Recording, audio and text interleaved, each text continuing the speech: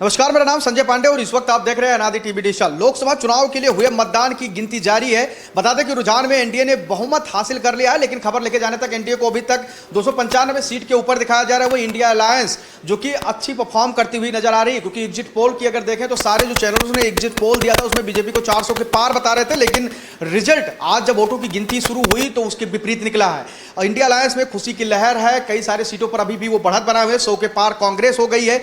वहीं भारतीय जनता पार्टी भी 239 सीटों के उस पार है, लेकिन कहीं ना कहीं अभी भी कांटे की लड़ाई देखने को मिल रही है। हमारे सहयोगी मित्र हैं अनादि टीवी के, सभी उनसे भी बातचीत करेंगे कि आखिर में खासकर जनसंख्या के दृष्टिकोण से उत्तर प्रदेश जो कि देश का सबसे बड़ा सूबा है, 80 लोकसभा की सीटें थी, यहां पर पूरे देश की नजर बनी हुई थी। कहा जाता था कि उत्तर प्रदेश से ही केंद्र में जाने का रास्ता तय होता है। ऐसे में यह माना जा रहा था कि 60 से 68 सीटें भारतीय जनता पार्टी यहां से जीतेगी, एनडीए जीतेगी, लेकिन उसकी विपरीत परिणाम देखने को मिल रहा है। समाजवादी पार्टी बड़ी लीड करती हुई दिखाई दे रही है। 32 से 36 सीटों पर इस वक्त समाजवादी पार्टी आगे, अगर इंडिया अलायंस की बात करें तो 43 सीटों पर आगे चल रही है। कहीं ना कहीं ये बड़ा परिणाम है और कहीं ना कहीं अगर सरकार बनती बिगड़ती है तो उत्तर प्रदेश का बहुत बड़ा यहां पे मायने होगा।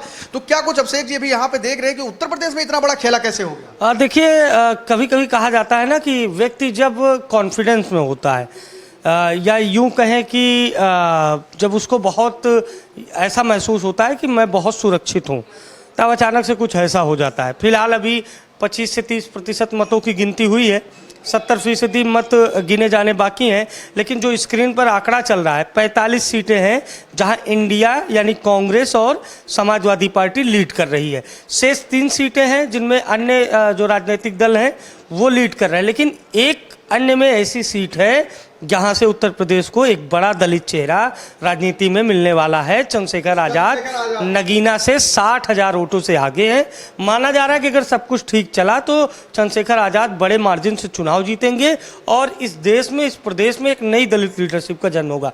2 सीटें आरएलडी सेफ सीटें मानी जा रही थी। मैं बागपत को लेकर पहले से इंश्योर था कि राजकुमार सांगवान जमीनी नेता है, मेहनती नेता हैं, पुराने नेता है, तो वो जीत जाएंगे।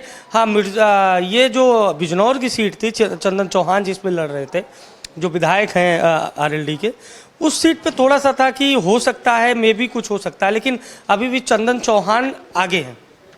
तो 2 सीटें आरएलडी की हो गई, 1 सीटें चंद्रशेखर की हो गई, 45 इंडिया गठबंधन, और उसके बाद अब आप आइए 32 सीटें बीजेपी स्वयं। तो अनुप्रिया पटेल की जो पार्टी है दोनों सीटों पर पीछे है। अनुप्रिया पटेल अपने निकटतम प्रतिद्वंदी रमेश बिंद से पीछे है। मिर्जापुर परवीन निषाद भी पीछे चले। मैं आता हूँ तो यह भी बीजेपी के सहयोगियों की बात हो रही है। ओम प्रकाश राजभर के बेटे पीछे हैं और रॉबर्ट्सगंज जो बीजेपी की सहयोगी अपना दल सोनेलाल की दूसरी सीट थी, वहाँ से भी छोटे लाल जो प्रत्याशी हैं समाजवादी पार्टी के, वो 20,000 से ज़्यादा की लीड में है। अब आप बात कर रहे हैं समीकरण पर, अभी तक के रिजल्ट पर, तो देखिए संत कबीर नगर अमेठी को लेके मैं बहुत पहले इंश्योर था कि अमेठी में अंडर करंट है।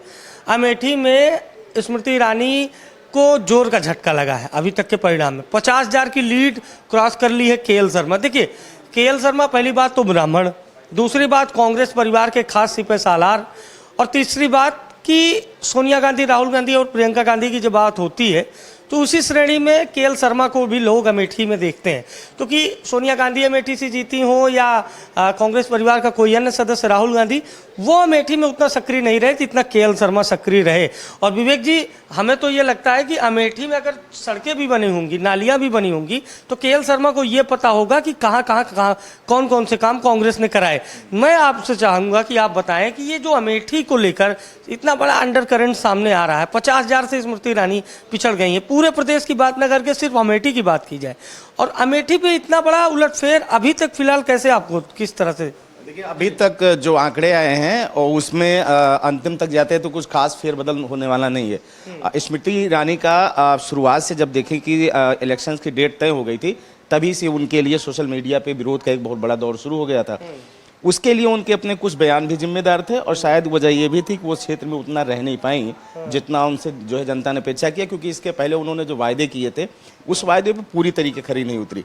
अभी हम लोग जो चुनाव की चर्चा कर रहे थे कि जो आंकड़े आए हैं ये चौंकाने वाले तो बिल्कुल मैं इसलिए नहीं कह सकता हूँ क्योंकि अखिलेश यादव ने सोशल इंजीनियरिंग के तहत जिस तरीके से अलग अलग जातियों के लोगों को टिकट दिया और उनकी जो है मतलब जी क्या जो ये आरक्षण बचाओ और संविधान बचाओ का एक नारा चला था कि संविधान खतरे में, आरक्षण खतरे में है, क्या ये माना जाए कि यूपी के दलित वोटर्स ने सवारी की समाजवादी पार्टी की साइकिल की? निश्चित रूप से आप कह सकते हैं। आज भी संविधान के नाम पे एक ऐसा तबका है, उसमें बहुत सारे लोग जो कि पढ़े लिखे भी नहीं संजय जी, उनको संविधान के नाम पे ऐसा लगता था कि जैसे ये सब कुछ खत्म हो जाएगा। से बड़ा संविधान है बिल्कुल। और इनके बहुत सारे प्रत्याशी जो इंडिया गठबंधन के थे, सभाओं में बाकायदा संविधान लेके जाते थे, दिखाते थे।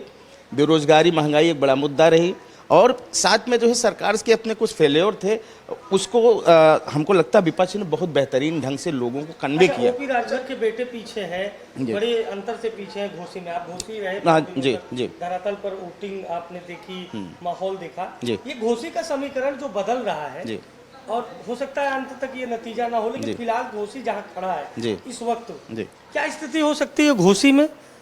घोसी की जो स्थिति है, पहले देखिए वहाँ के फॉरवर्ड जो वोटर्स हैं, जो फॉरवर्ड वोटर्स हैं, उन्होंने आखिरी समय में हमको लगता है इनका दामन छोड़ा है। राय जो एक कम्युनिटी वहाँ पे है, वहाँ भूमिहार, वो तबका मुझे लगता है 90+ जो चला गया है राजू राय की तरफ। और यहाँ पर देखने वाली बात ये होगी कि AK शर्मा जी वहाँ के एक वहाँ से संबंध रखते हैं, उत्तर प्रदेश में बहुत बड़े उसके मंत्री हैं, नगर विकास ऊर्जा के। वो विकास के नाम पे उन्होंने बहुत विकास भी कराया होता है, लेकिन वो शायद सफल नहीं हो पाए। बिल्कुल। अब से कि जैसे एक बात और कही जा रही थी जनसभाओं में कि जब जनसभाएं हो रही थी प्रधानमंत्री नरेंद्र मोदी की हो या अखिलेश यादव की, तो कहीं ना कहीं सब लोग अपनी थीम पे लड़ रहे थे, अपनी अपनी आइडियोलॉजी पे चुनाव लड़ रहे थे। ऐसी स्थिति में जब समाजवादी पार्टी ने बेसिक चीजें उठाई, जैसे आपने कहा कि बेरोजगारी का मुद्दा, महिलाओं की सुरक्षा को लेकर, रोजगार को लेकर, और फिर संविधान, जो कि आपने भी बहुत सारे लोकसभा क्षेत्रों में जब आप गए, लोगों से, पॉलिटिशियन से मिले, जनता का रुख किया, वहाँ पे बातचीत किए, तो कुछ चीजें जो निकल कर रही थी, जनता कहीं ना कहीं ऐसा भ्रमित नहीं थी। लेकिन अचानक से एग्जिट पोल पूरी तरीके से फेल हुआ और आंकड़े बदले और हालात बदल के प्रधानमंत्री नरेंद्र मोदी में कहे 2 शहजादे आए हैं, चले जाएंगे चुनाव के बाद, लेकिन वो तो शहजादों ने तो इतिहास रचते हुए। देखिए, राजनीति में कुछ भी हो सकता है, अभी भी आंकड़ा बदल सकता है, लेकिन मैं शुरू से आपको बता रहा था कि चीजें बदलेंगी। मुझे पता था, मैंने अपने लोकसभा क्षेत्र में बात की जहां मैं रहने वाला हूं, मैंने 2, 4, 6, 8, 10 लगभग तकरीबन मैं 26 से 27 लोकसभा क्षेत्रों में मैंने रिपोर्ट की। ये जो BSP का वोटर है संजय, देखिए 14% वोट बढ़ रहा था, ओपिनियन पोल में भी, एग्जिट पोल में भी बढ़ रहा था सपा का। तो मैं फिर कह रहा था कि बसपा अगर 14-15 पे रुक रही है, 30% दलित विवेक जी, और अगर 14% सपा का वोट बढ़ रहा है, तो ये वही वोट है संजय जी जो BSP के हाथी से उतरकर सपा की साइकिल पर सवार हुआ है। सवाल तो ये है कि आखिर में ये माना जाता था 14 हो, 19 हो, 17 का जो विधानसभा चुनाव उत्तर प्रदेश में, जो मायावती के जो वोटर थे, कोर वोटर, दलित वोटर जिसकी बात आप कर रहे हैं, वो लगातार बीजेपी की सवारी कर रहे थे, बीजेपी के साथ जा रहे थे प्रधानमंत्री। लेकिन इस चुनाव में ऐसा क्या हुआ कि लोग समाजवादी पार्टी के साथ जी, बीजेपी के साथ नहीं जा रहे थे, वोटों का बंटवारा हो रहा था। जो फ्लोटिंग वोट था ना, दलित वोट, उसमें बंटवारा हो रहा था। जैसे दलित वर्ग का धोबी वर्ग है, उसमें बीजेपी ने पैठ बना ली थी। पासी वर्ग है, खटिक वर्ग है, इसमें बीजेपी ने पैठ बना ली थी, लेकिन सपा ने इसकी काट निकाली। सपा ने हरिजन को प्रमोट किया, सपा ने खरवार को प्रमोट किया, सपा ने अनुसूचित जनजातियों को प्रमोट किया, और यही वजह। और OBC में भी सपा ने इस बार सबसे कम यादवों को टिकट दिया, पिछले कुर्मी समाज को ज़्यादा टिकट दिया। नीरज मौर्य बदायूं, माफ़ करिएगा, बरेली की आंवला लोकसभा सीट से फाइट कर रहे हैं। 14-15 हज़ार से आगे थे, अभी 100-150 से पीछे हुए हैं। नीरज मौर्य को वहाँ से लड़ाना, तमाम OBC उम्मीदवारों को उतारना सपा की एक रणनीति रही, और कहीं ना कहीं अभी तक के आंकड़ों में समाजवादी पार्टी और कांग्रेस का गठबंधन कुछ लिहाजे से इस वजह से भी सफल हो रहा है। ना तो मुस्लिम वोट का कन्वर्जन हुआ है, मुस्लिम वोट कहीं नहीं कटा, OBC भी वोट बड़ी संख्या में सपा के साथ गया, और दलित भी कांग्रेस के नाते सपा के साथ जुड़े, और सपा कांग्रेस दोनों को लाभ हो रहा है। मोहित जी भी हमसे जुड़ गए हैं, मोहित जी से भी बातचीत करेंगे। आप लगातार हर खबरों पर अपनी पैनी नजर बनाए रखते हैं, उत्तर प्रदेश के जितने भी डिस्ट्रिक्ट है वहां से जो भी रिपोर्टर होता है, हर एक लोकसभा की खबरों पर आपने बारीकी से देखी है और जाना है। क्या लगता है कि PDA की जो लड़ाई अखिलेश यादव ने लड़ी, वो सफल होता हुआ दिख रहा है? जी बिल्कुल, PDA की जो लड़ाई अखिलेश यादव ने लड़ी है वो बिल्कुल सफल होते हुए दिख रहे हैं। ये देखिए, इस बार जो युवाओं का आक्रोश था, इस बार युवाओं का बहुत गुस्सा था, बीजेपी के प्रति युवाओं का बहुत गुस्सा था। इस वजह से हो सकता है कि युवा भी इस बार जो है सपा के पाले में गया हुआ। अगर वह बात की जाए अखिलेश यादव ने, या फिर कांग्रेस की बात की जाए राहुल गांधी की, तो युवाओं के प्रति उन्होंने जोश भरा और युवा बढ़ चढ़ कर हिस्सा लिया वोटों में। अगर बात की जाए कि रायबरेली अमेठी की बात आप कर रहे थे, स्मृति ईरानी पहले भी कई बार सवालों के घेरे में आई, क्योंकि उन विपक्ष जो है, विपक्ष के पाले में वोट पड़ता हुआ दिखाई दिया। अगर बात राहुल गांधी की करें तो राहुल गांधी, हम भी रायबरेली के ही रहने वाले हैं, तो रायबरेली से कांग्रेस कभी नहीं जाने वाली है। अभी भी कह रहा हूं कि रायबरेली से कांग्रेस का गढ़ है और रायबरेली जीतेगी। वायनाड से भी राहुल गांधी जीत रहे हैं। वहीं अगर बात पूरे उत्तर प्रदेश की जाए तो जो 62 सीटें लेके आई थी बीजेपी, इस बार बहुत बड़ा झटका लगा है और अभी कुछ भी हो सकता है। 1 घंटे में अभी आप देख सकते हैं कि 1 घंटे में क्या होने वाला है, तो अभी कुछ भी हो सकता है। और स्थितियां बदल रही हैं, लगातार स्थितियां बदल रही हैं। जैसे जैसे वोटों की गिनती होती जा रही है, अलग अलग बूथों की गिनती होती जा रही है, सो बढ़ते जा रहे हैं स्तर, उस पर लगातार रिजल्ट बदलते जा रहे हैं। अभिषेक जी का हम फिर से रुख करेंगे। अभिषेक, मैं ये कह रहा हूँ, मोहित जी भी हैं, विवेक जी भी हैं, और हम लोगों के यहाँ राजपूतों की एक बड़ी कम्युनिटी है। हम इस पर भी चर्चा करना चाहते हैं कि राजपूतों ने बीजेपी को बहुत नुकसान दिया है। अब बलिया में पूर्व प्रधानमंत्री चंद्रशेखर के बेटे पीछे हैं। स्मृति ईरानी के चुनाव प्रचार के दौरान कांग्रेस की ओर से, कांग्रेस के पूर्व में पटेल खुद पीछे चल रही है। अनुप्रिया पटेल की सीट पे देखिए, बिंद और पटेल वोटरों का दबदबा है, ब्राह्मण वोटर है। ठाकुर ज्यादा नहीं है, 50 से 70 हजार है, लेकिन माहौल क्रिएट हुआ। ये बात सही कह रहे हैं। शुरुआती दौर के अगर उसमें चुनाव में देखा जाए, पश्चिम जैसे जब शुरू हुआ तो ठाकुर नाराज है, ये जो एक नारा था वो आखिरी 7वें चरण तक आता दिखाई दिया। और मैं आपके बात से बिल्कुल आपसे सहमत हूँ कि हाँ, थोड़ा सा स्लो हुआ, लेकिन पूर्वांचल में फिर उसने फ्लोटिंग पकड़ ली। और उसने जो है एक, और ये देखिए क्षत्रिय बिरादरी का वोट जो है खुद जाता है, कई लोगों को लेके जाता है। अब निश्चित रूप से आप मान सकते हैं कि इस चुनाव के आंकड़ों पे प्रभाव डालने वाला वोट है।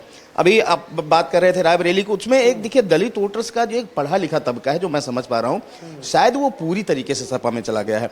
और जो एक बहुत कम, हाँ जी जी बिल्कुल, और जो एक ऐसा तबका है जो बहुत ज़्यादा शिक्षित नहीं है, जिसको राशन, आवास, ये तमाम सारी चीज़ों की बात हुई है, वो थोड़ा बहुत बीजेपी में गया है, लेकिन बहुत। रायबरेली की बात की जाए तो रायबरेली में कुर्मी वोटर भी ज्यादा है और यादव भी ज्यादा है। जो यादव और कुर्मी है वो इस बार कांग्रेस में ही आए हुए हैं। तो इस बार की जो, अगर वही बात की जाए अनुप्रिया पटेल की, तो अनुप्रिया पूर्वांचल की बात करें तो राजा भैया को लेकर उन्होंने अभी बयान जारी किया था, उस वजह से भी ठाकुर और ब्राह्मण नाराज दिख रहा था। इस वजह से जो है अनुप्रिया पटेल को घाटा हुआ है। श्रावस्ती की बात करते हैं, जहां पे नागेंद्र मिश्रा के बेटे साकेत मिश्रा को टिकट दिया गया वहां से, और ये कहा गया कि वहां पे ब्राह्मण वोटर्स ज्यादा हैं, 30% वोटर हैं, लगभग 6.5-7 लाख ब्राह्मण वोटर्स हैं, और माना जा रहा था कि ब्राह्मण वोटर शिफ्ट होंगे भारतीय जनता पार्टी में। शिरोमणि वर्मा को प्रत्याशी बनाया गया, बसपा के सांसद थे वो, इंडिया अलायंस ने उनको अपना प्रत्याशी घोषित किया, और अभी शिरोमणि वर्मा दोबारा से फिर से वहां से लीड कर रहे हैं, 10,000 वोटों के ऊपर चल रहे हैं। क्या कुछ स्थिति वहां पे नजर आ? देखिए, शिरोमणि वर्मा की लीड 20,000 के अप्रॉक्स है। और मैं ये विवेक जी से चर्चा करने जा रहा था। विवेक जी, इस बार बीजेपी के जितने सहयोगी हैं, चाहे राजभर हो, निषाद हो या कुर्मी हो, बीजेपी के सहयोगी इस बार वोट ट्रांसफर करने में नाकामयाब रहे हैं। संजय निषाद के बेटे 30,000 वोटों से पीछे हैं। वहाँ सपा का लड़ाया हुआ प्रत्याशी जो निषाद बिरादरी से आता है वो आगे है। अनुप्रिया पटेल को प्रतापगढ़, कौशाम्बी, सुल्तानपुर यहाँ वोट ट्रांसफर करने की जिम्मेदारी दी गई थी कुर्मी वोटरों की, और कुर्मी चला गया समाजवादी पार्टी में। हाँ, कुर्मी समाजवादी पार्टी में चला गया। यही कुछ स्थिति राजभर के साथ भी हुई है। राजभर मतदाता भी फ्लोटिंग वोट की तरह इधर उधर गए हैं। तो बीजेपी के जितने सहयोगी हैं, इन्होंने धरातल पे जो 2014 में और 2017 में बीजेपी ने समीकरण तैयार किया था, यादवों के अलावा सारे ओबीसी बीजेपी के, उसमें नुकसान हुआ है। और उसी का आंकड़ा है, आप देखिए स्क्रीन पर, 32 सीटें बीजेपी, इंडिया 45 और 3 अन्य।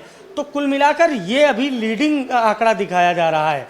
और अभिषेक जी को मैं रोकने की कोशिश करूंगा। इस वक्त बड़ी खबर आ रही है कि पश्चिम बंगाल से जहां ये माना जा रहा था कि भारतीय जनता पार्टी इस बार बड़ी सफलता हासिल करेगी, लेकिन वहां पर भी भारतीय जनता पार्टी को झटका लगता हुआ नजर आ रहा है। 26 सीटों पर इस समय टीएमसी आगे चल रही है, ममता बनर्जी की पार्टी टीएमसी 26 सीटों पर आगे चल रही है। वहीं 14 सीटों पर ही 11 सीटों पर ही भारतीय जनता पार्टी वहां पर एनडीए आगे लीड कर रही है। ऐसी स्थिति में कहीं ना कहीं भारतीय जनता पार्टी को लगातार तगड़े झटके लग रहे हैं, और जो कुछ सोची थी कि रिजल्ट एनडीए 400 पार कर जाएगी, उस पार पूरी तरीके से अब विराम लगता हुआ। क्या कुछ स्थिति है अभी साफ तौर पे नजर नहीं आ रहा है, लेकिन फिलहाल एनडीए जो है कि वो पूर्ण बहुमत की ओर बढ़ रही है धीरे धीरे करके, लेकिन फिर भी कांटे की टक्कर इस बार इंडिया अलायंस देती हुई नजर आई। उत्तर प्रदेश में 80 लोकसभा सीटों में से 46 पर इस समय आगे चल रही है इंडिया अलायंस। सपा की बात करें तो 32 से 36 सीटों पर आगे चल रही है। हमारे साथ हमारे साथीगण पत्रकार लोग जुड़े हुए हैं, उनसे हम लगातार चर्चा कर रहे हैं कि आखिर में ये स्थिति जो बनी है आखिर क्यों बनी, क्या कुछ मुद्दे में कमी रहेगी। भारतीय जनता पार्टी ने जिन बातों को उठाया था, क्या उसमें जनता ने भरोसा नहीं जताया? क्योंकि उत्तर प्रदेश की अगर बात होगी तो राम मंदिर एक बड़ा मुद्दा था, और राम मंदिर बनकर बनकर खड़ा हुआ था, तो माना जा रहा था अयोध्या में पीछे हैं बीजेपी के प्रत्याशी, उसी अयोध्या में इसी क्या कारण हो सकता है? इसी बात की चर्चा चल रही है कि आखिर में जब राम मंदिर बना, लोग मान रहे थे, बड़े बड़े जो स्ट्रेटजी बना रहे थे, रणनीतिकार थे, वो मान रहे थे कि इस बार उत्तर प्रदेश में बीजेपी 60 से 68 सीटें पाएगी। लेकिन फिलहाल बीजेपी की स्थिति है, जो ग्राफ है वो गिरता हुआ नजर आ रहा है। वजह क्या है ये किसी को नहीं मालूम। अभी हम अपने साथियों से बातचीत भी इस पे करेंगे, क्योंकि फैजाबाद में अयोध्या जो मेन है, जहां राम मंदिर बना है, वहां पे भारतीय जनता पार्टी एनडीए पीछे चल रही है। अभिषेक जी का रुख करेंगे, उनसे बातचीत करेंगे क्या कुछ स्थिति बन रही। राम मंदिर भी बन गया, फिर भी फैजाबाद में बीजेपी पीछे चल रही है। देखिए, राम मंदिर बना, लेकिन राम मंदिर का इस बार के चुनाव में विवेक जी कोई इम्पैक्ट नहीं है। लोगों ने कहा कि राम मंदिर बन गया, प्रभु श्री राम सबके आराध्य हैं, हिंदू मुस्लिम सबके हैं, जो उनको मानता है। देखिए, कहा गया है कि जिनकी रही भावना जैसी, प्रभु मुहूर्त तीनों दिखत ऐसी। तो जैसे हम ईश्वर को देखते हैं, अगर हम राजनीति के रूप में देखते हैं कि भगवान राम के नाम पर हमको वोट मिलेगा, तो राम आशीर्वाद दे सकते हैं, राम जीवन को धन्य बना सकते हैं। राम कड़कड़ में और राम कल्याणकारी हैं, लेकिन राम वोट बैंक नहीं है।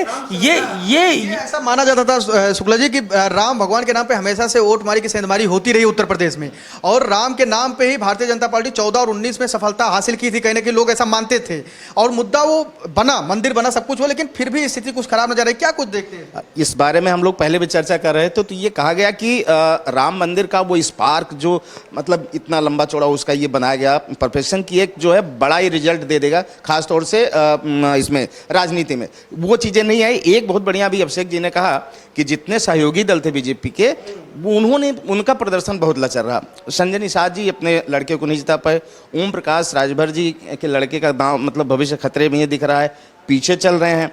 अनुप्रिया पटेल जी का मामला ही है, तो भविष्य ही एक तरीके से दांव पे लगा हुआ ये भविष्य खतरे में।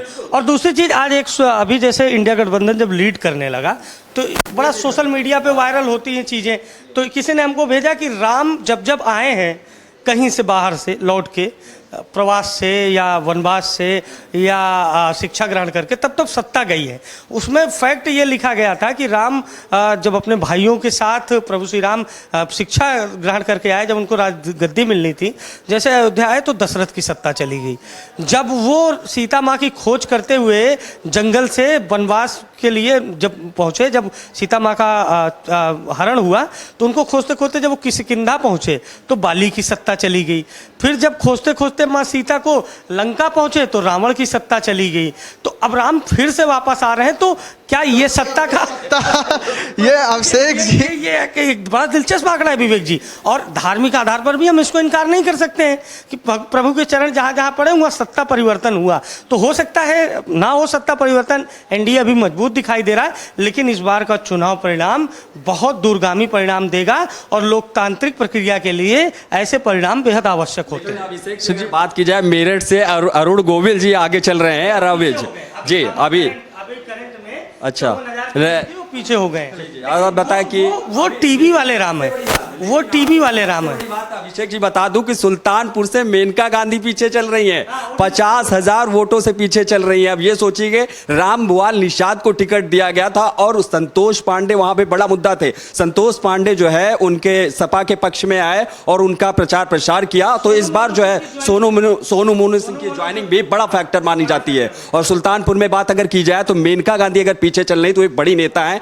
वरुण गांधी का टिकट कटा था इस बार, तो उनको लग रहा था कि उनके बेटे को टिकट नहीं दिया गया, लेकिन इस बार अगर मेनका गांधी को टिकट दिया गया था कि हो सकता था ये मेनका गांधी निकाल ले, लेकिन वहां पर समाजवादी पार्टी सामने उभर कर आ रही है। जी, जातीय समीकरण को बैठाने में असफल रही क्या भारतीय जनता पार्टी? और अखिलेश यादव जातीय समीकरण को बैठा लेंगे सही से, वो ये बिल्कुल सोशल इंजीनियरिंग जो उनकी थी अखिलेश यादव की, वो एक बेहद कारगर ढंग से उन्होंने किया, उसका उन्हें लाभ मिला। और उनकी जो एक सोच थी कि अलग अलग जातियों को जो है मौका देंगे और वोट का जो प्रतिशत उनका बढ़ेगा, ऐसा उन्होंने सोचा था, उसमें सफलता मिली। अब इसे सुल्तानपुर की बात कर रहे थे, सोनू और मोनू ने लास्ट टाइम पे जो है ज्वाइन की जो है सपा, और लेकिन वो उनका एक जो मांग मझवारा क्षेत्र है वहाँ वो व्यक्तिगत रूप से जब निर्दल भी लड़े तो एक बहुत बड़े अंतर से जो है वो जीते या तो फिर पीछे रहे। हाँ, धनपल ग्रांत, और उनके बहुत सारे वहाँ पर बीडीसी प्रतिनिधि हैं, ब्लॉक प्रमुख वगैरह तमाम सारे। संतोष पांडे उधर आप बताए चांदा साइड से, वो काफ़ी प्रभावित दिखे। भीम निषाद का टिकट का राम भुआल को मिला। संजय जो है ये एक बहुत बड़ा मुद्दा हो, मेनका गांधी के लिए जब प्रचार करने इस बार वरुण गांधी आए तो वो जैसा फायर ब्रांड उनकी जो है इमेज है वो इस बार नहीं दिखी। इस बार सिर्फ उन्होंने अपने परिवार की चर्चा की। की थी सोनू मोनू पर उन्होंने कि सोनू मोनू जैसे लोग हमारे यहाँ नौकरी करते हैं, उसका असर दिखा और राजपूत बड़ी संख्या में नाराज हुए। अब बात कर लेते हैं अंबेडकर नगर की शुक्ला जी वहीं के रहने वाले हैं। विवेक शुक्ला जी, वहां की राजनीति को कैसे देखते हैं? रितेश पांडे के ऊपर भरोसा जताया था भारतीय जनता पार्टी ने, एनडीए ने, और वो भी इस वक्त पीछे चल रहे हैं। देखिए, रितेश पांडे वर्तमान में सांसद थे बहुजन समाज पार्टी से, छोड़ के बीजेपी में उनको टिकट मिला। लालजी वर्मा कई बार से मंत्री रहे, कई बार विधायक रहे, सब इसमें बहुजन समाज पार्टी थे, टूट के सपा में आए। दोनों लोग वहां पर दलित राजनीति दोनों लोगों ने एक अरसे से किया। बस इतनी सी बात है कि लालजी वर्मा का जो एक कैडर वोट है जमीन पे, वो उनसे ज़्यादा अच्छी उनकी कनेक्टिविटी हो पाई। हम लोग शुरू से ही अंदाज़ा लगा रहे थे इस तरीके से कि शायद इस तरीके से वहाँ पे अंतर है, लेकिन इतने भारी अंतर से जो चीज़ें जा रही, वहाँ भी एक चौंकाने वाला विषय कि लड़ाई दोनों बराबर। हाँ जी, मतलब ना लोकप्रिया का जादू चला और ना भर बिरादरी में अंबेडकर नगर में राजभर का जादू। लगातार मतगणना जारी है और काउंटिंग का दौर शुरू हुआ है और बहुत सारे रिजल्ट जो जिसका लोग उम्मीद करते हैं वैसा कुछ आता हुआ नहीं दिख रहा है। बहुत सारी पार्टियां जो एक्सपेक्ट की थी, जो उनका एक्सपेक्टेशन था कि 400 के पार जाएगी एनडीए, वो पूरी तरीके से विफल होता हुआ नजर आ रहा है। क्या कुछ होगा? स्थिति अभी लगातार बरकरार है, बनी हुई है, लगातार मतगणना जारी है। कैमरा पर्सन जितेंद्र के साथ में संजय पांडे, अनादि टीवी, लखनऊ।